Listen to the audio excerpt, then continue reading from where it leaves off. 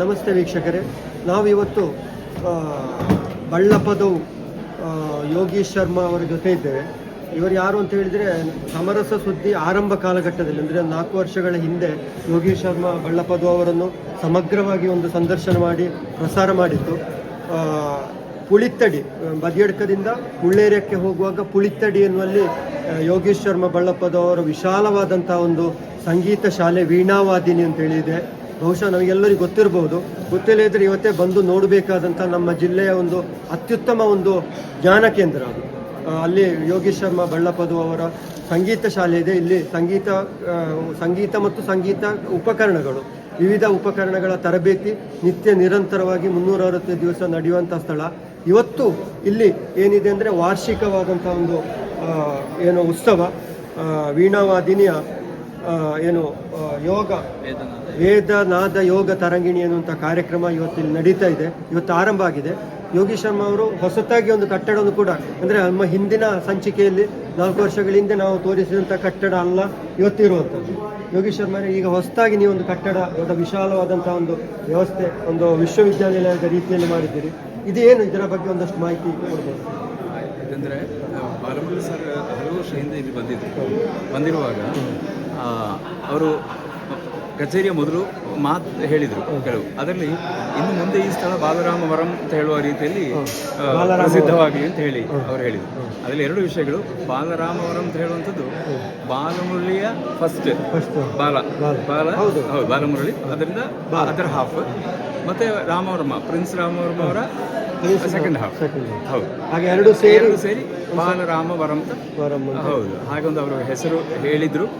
ಅದು ಮನಸ್ಸಿನಲ್ಲಿ ಹೀಗೆ ಒಂಥರ ಕೂತಿತ್ತು. ಅಂದರೆ ಅದು ಈ ದೊಡ್ಡವರ ಒಂದು ಆಶೀರ್ವಾದ ಹಾಗೆ ಮನಸ್ಸಿನಲ್ಲಿದ್ದು ಮತ್ತು ಅದಕ್ಕೆ ಬೇಕಾಗಿ ಇಲ್ಲಿ ಸ್ವಲ್ಪ ಸ್ಥಳದ ಸೌಕರ್ಯ ಮಾಡಿದ್ರೆ. ಅಂದರೆ ಒಂದು ಆಲ್ರೆಡಿ ಚಂದ ಒಂದು ಸುಮಧುರವಾದ ಒಂದು ಬಿಲ್ಡಿಂಗ್ ಇತ್ತು. ಆದರೆ ಅದಕ್ಕೆ ನಾವೇನು ಮಾಡ್ತಿದ್ವಿ, ಈ ಥರ ದೊಡ್ಡ ಕಾರ್ಯಕ್ರಮ ಆಗುವಾಗ ಫುಲ್ ಟಿನ್ ಶೀಟ್ ಹಾಕಿ ನಾವು ಅದನ್ನು ಮುಚ್ಚುತ್ತಿದ್ದೆವು. ಅದರ ಸೌಂದರ್ಯ ಹೊರಗೆ ಕಾಣ್ತಿರ್ಲಿಲ್ಲ. ಹಾಗೆ ಇದನ್ನು ಹೇಗೆ ಚೆಂದ ಮಾಡ್ಬೋದು ಅಂತೇಳಿ 3 ವರ್ಷ ನಾನು ಅದಕ್ಕೆ ಬೇಕಾಗಿ ನಿರಂತರ ಹುಡುಕಿದೆ. ಹೌದು, ಆರ್ಕಿಟೆಕ್ಟ್ ಅವರನ್ನು ಹುಡುಕಿ ನನ್ನ ಮನಸ್ಸಲ್ಲಿರುವ ವಿಚಾರವನ್ನು ಅವರಲ್ಲಿ ನಾನು ತಿಳಿಸಿದೆ. ಈ ಕಲ್ಪನೆ ನನಗೆ ಕಣ್ಣು ಮುಚ್ಚುವಾಗ ನನಗೆ ಮೊದಲೇ ಕಾಣ್ತಿತ್ತು. ಹೌದು, ಈ ರೀತಿಯಲ್ಲಿ ಅದು ಅವರಲ್ಲಿ ನಾನು ಹೇಳಿದಾಗ ಬಹಳ ಚಂದದಲ್ಲಿ ಅವರು ಜ್ಯೋತಿಷ್ ಕುಮಾರ್ ಅಂತ.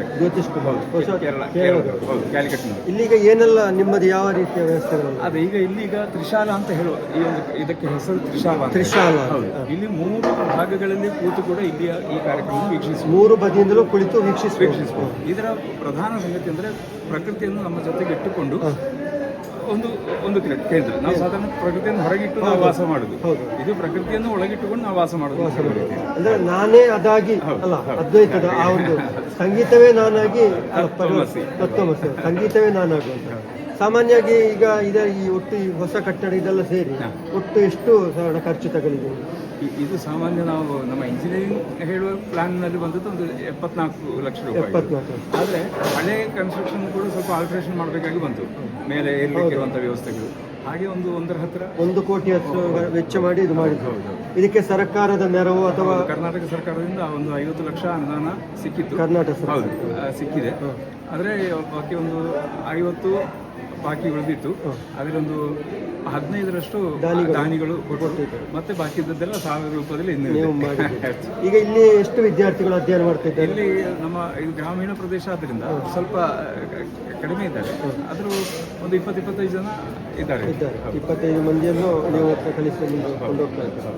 ಈಗ ನೀವು ಇಲ್ಲಿ 1 ವಾರದ ಕಾರ್ಯಕ್ರಮವನ್ನು 4 ದಿವಸದ ಕಾರ್ಯಕ್ರಮವನ್ನು ಆಯೋಜನೆ ಮಾಡಿದ್ದೀವಿ. ಇದರಲ್ಲಿ ಪ್ರಮುಖವಾಗಿ ಏನು ವಿಶೇಷತೆಗಳು? ಇದರಲ್ಲಿ ನಾವು ನಮ್ಮ ವೈದಿಕ, ತಾಂತ್ರಿಕ, ಯೋಗ, ಮ್ಯೂಸಿಕ್ ಇಷ್ಟನ್ನು ಒಂದು ಕಂಬೈನ್ ಮಾಡಿ ಒಂದು ವಿಚಾರವನ್ನು ನಾವು ಊರಿಗೆ ಜನರಿಗೆ ಪ್ರಸ್ತುತಪಡಿಸ್ತೇವೆ.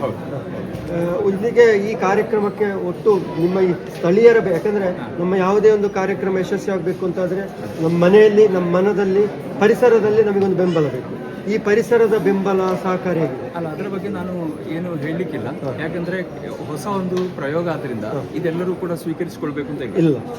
ಈಗ ದೇವಸ್ಥಾನಕ್ಕೆ ಹೋಗುವವರು ದೇವಸ್ಥಾನಕ್ಕೆ ಮಾತ್ರ ಹೋಗುವವರು, ಸಂಗೀತಕ್ಕೆ ಹೋಗುವವರು ಸಂಗೀತಕ್ಕೆ ಮಾತ್ರ ಹೋಗುವರು. ಆದ್ರೆ ನಾವು ಈ ದೇವಸ್ಥಾನಕ್ಕೆ ಹೋಗುವವರನ್ನು, ಸಂಗೀತದವರನ್ನು, ಯೋಗದವರನ್ನು ನಾವೆಲ್ಲರನ್ನು ಒಟ್ಟಿಗೆ ಸೇರಿಸಲಿಕ್ಕೆ ನಾವು ಪ್ರಯತ್ನ ಪಡ್ತಾ ಇದ್ದೇವೆ. ಆದ್ರೆ ನಮ್ಮ ಕೈಗೆ ನಿಲ್ಲುತ್ತದೆ ಅದು ಹೀಗೆ ಹೋಗುವಂಥದ್ದು ಧಾರಾಳ ಇದೆ. ಆದ್ರೆ ನಾನು ಮುಂಬರುವ ದಿನಗಳನ್ನು ನಾನು ನೋಡ್ತಾ ಇದ್ದೇನೆ. ಒಳ್ಳೇದು ಯೋಗೀಶ್ ಶರ್ಮಾ. ನಮಗೆ ಇಂದಿನಂತೆ ಅವತ್ತು ಕೂಡ ಇದೇ ಭರವಸೆ ನೀವು ಆಡಿದ್ದು ನನ್ನ ನೆನಪಿದೆ ಅವತ್ತಿನ ನಮ್ಮ ಸಂದರ್ಶನದಲ್ಲಿ.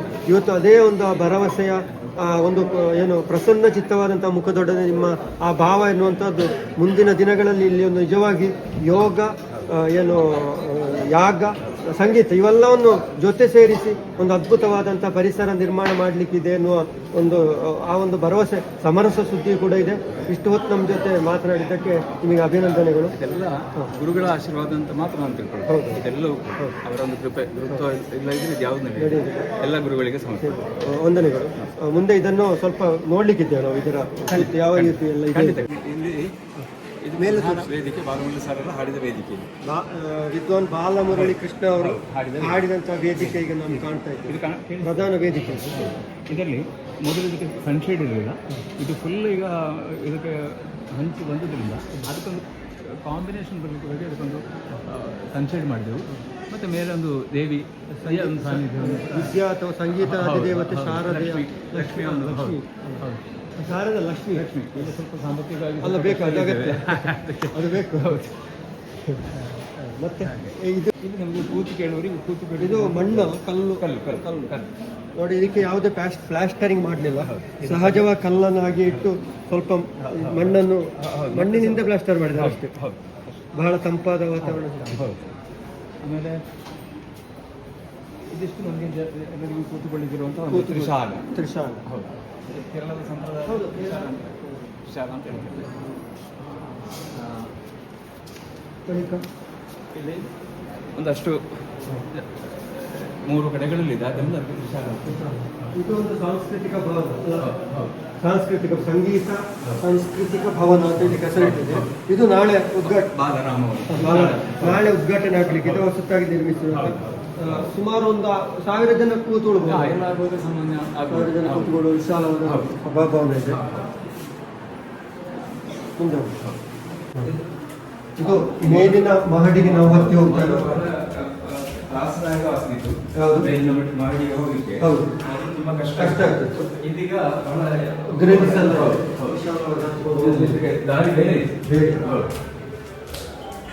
ಇಲ್ಲಿ ವರ್ಷ 3 ಗೋಡೆ ಅಲ್ಲ 4 ಒಟ್ಟು 4 ಇದೆ. ಒಂದು 2 ಗೆಸ್ಟ್ ರೂಮ್ಗಳು. ಇದು ಗೆಸ್ಟ್ ರೂಮ್, ಅತಿಥಿಗಳು ಸಂಗೀತ ಪ್ರಮುಖರೆಲ್ಲ ಬಂದ್ರೆ ಇಲ್ಲಿ ಕೂತ್ಕೊಳ್ಳಿಕ್ಕೆ ಇರುವಂತ ಗೆಸ್ಟ್ ರೂಮ್. ಹೌದು, ಇದು ಗೆಸ್ಟ್ ರೂಮ್. ಇದು ನೆಕ್ಸ್ಟ್ ಕೂಡ ಒಂದು ಗೆಸ್ಟ್ ರೂಮ್. ಇದು ಕೂಡ ಬಹುಶಃ ಗೆಸ್ಟ್ ರೂಮ್. ಹೌದು, ಇದು ಕೂಡ ಗೆಸ್ಟ್ ರೂಮ್. ಇದು ಕೂಡ ಒಂದು ಅತಿಥಿ ಗೃಹ, ಅತಿಥಿಗಳಿಗೆ ವಸತಿ. ಹೌದು, ಅತಿಥಿಗಳಿಗೆ ಇರುವಂತಹ ವಸತಿ ಗೃಹ, ಅಟ್ಯಾಚ್ಡ್ ಬಾತ್ರೂಮ್, ಎಲ್ಲ ವ್ಯವಸ್ಥೆಗಳು ಇರುವಂತದ್ದು ವ್ಯವಸ್ಥೆಗಳಿವೆ. ಇದೊಂದು ಆಫೀಸ್. ನೆಕ್ಸ್ಟ್ ಇದು ಕಚೇರಿ, ಕಾರ್ಯಾಲಯ. ಹೌದು, ಇದೊಂದು ಆಫೀಸ್, ನಾವೆಲ್ಲ ಆಗಬೇಕಷ್ಟೇ. ಇದು ಇದು ಮುಂದೆ ಕಾನ್ಫರೆನ್ಸ್ ಲೈಬ್ರರಿ. ಓ ವಿಶಾಲವಾದ, ಓ ಸೂಪರ್ ಇದೆ ನೋಡಿ. ಬಹುಶಃ ಸ್ಟುಡಿಯೋ ಟೈಪ್ ಅಲ್ಲಿ ಇದೆ, ಕ್ಲೋಸ್ ಮಾಡಿದ್ದಾರೆ. ಇವಾಗ ಇದೀಗ ನಮಗೆ ವಿದ್ಯಾರ್ಥಿಗಳಿಗೆ ಏನಾದರೂ ಸಂಗೀತದ ಬಗ್ಗೆ ಅವರಿಗೆ ಹೆಚ್ಚಿನ ವಿಚಾರಗಳನ್ನು ನಮಗೆ ಕೊಡಬೇಕು ಅಂತ ಇದೆ. ಹಳೆಯ ಜನರ ವಿಡಿಯೋಸ್ ಎಲ್ಲ ಇದು ಮಾಡಿದ್ರೆ ಇಲ್ಲಿ ನಾವು ಪ್ರಾಜೆಕ್ಟ್ ಅಥವಾ ಈವೆನ್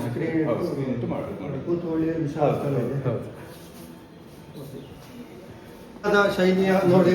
ಇದು ನಮ್ಮ ತಿರುವನಂತಪುರ, ತ್ರಿಶೂರಲ್ಲೆಲ್ಲ ದೇವಾಲಯಗಳ ಸೈಡಲ್ಲಿ ಇರುತ್ತೆ, ಒಂದು ವಾಸ್ತುಶೈಲಿ ಕಾಣ್ತದೆ, ಅದೇ ರೀತಿ ಇಲ್ಲಿ ಕೂಡ ಮಾಡಲಾಗಿದೆ.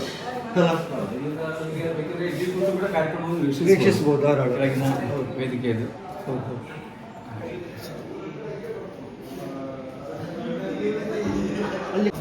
ಹೌದು, ಹಳೆ ಬ್ಲಾಕ್.